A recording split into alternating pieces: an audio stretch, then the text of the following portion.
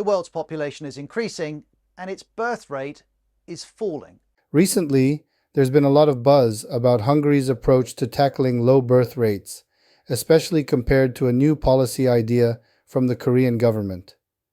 A government research institute in Korea suggested that making girls start school a year earlier could boost birth rates. Right now, Korea's birth rate is just 0.6%, which is less than 1%. To put that in perspective, let's break it down a bit. Imagine we start with 100 parents in the first generation. These 100 people would form 50 couples and have about 30 kids. In the next generation, those 30 kids would form 15 couples and have about 9 kids.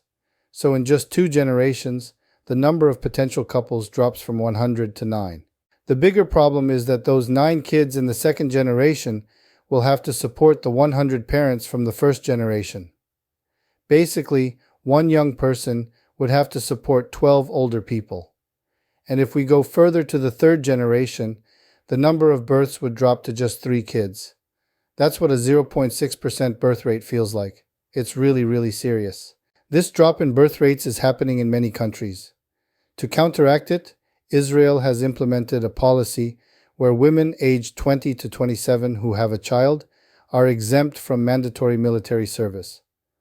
The reason I'm bringing up Israel is because they used to have the lowest birth rate in the world, but they turned things around with this military service exemption policy. According to a 2020 survey by the UN International Development Organization, Korea has the lowest birth rate among 208 countries.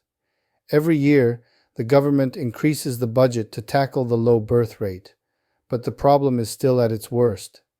Despite spending 280 trillion won on birth rate initiatives, fewer than 250,000 babies were born in 2022.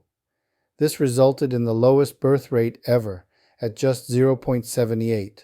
On the other hand, Hungary also faced more deaths than births in the past, and many couples didn't have children. Their birth rate was less than half the OECD average. However, Hungary managed to turn things around. Globally, aging populations and low birth rates are major and serious issues. However, Hungary is not only increasing its birth rate, but also its marriage rate. What kind of policies have led to such amazing results? When talking to young newlywed couples in Hungary, they often mention that money is an essential factor in marriage. So, does this mean the government provides financial support for childbirth?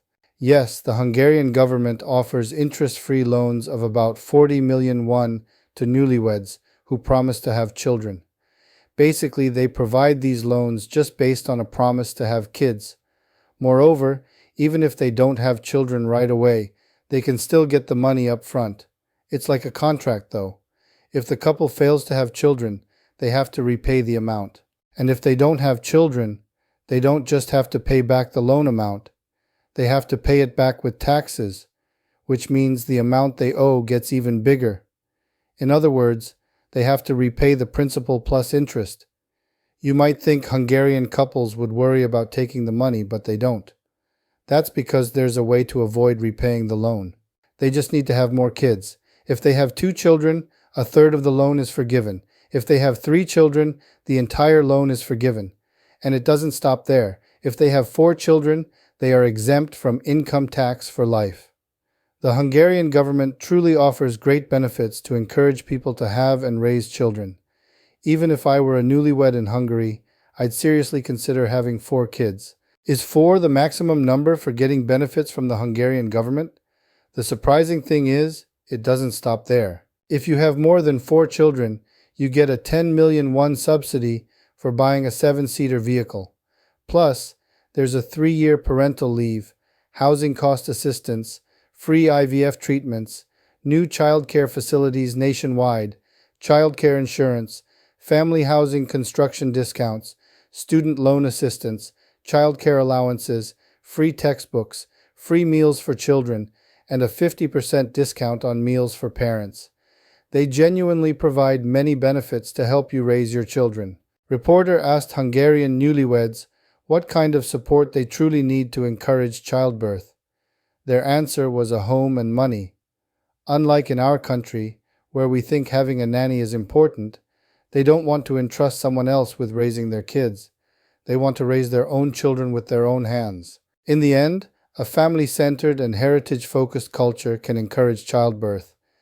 They prefer having their own children to reclaim the glory of their past empire, rather than relying on immigration. I really hope our country can solve the low birth rate problem and become a developed nation. Saying I want to grow a company by doing sales alone is a lie. Sales can only drive company growth if you have a strong team. Similarly, a country needs a certain population density to grow.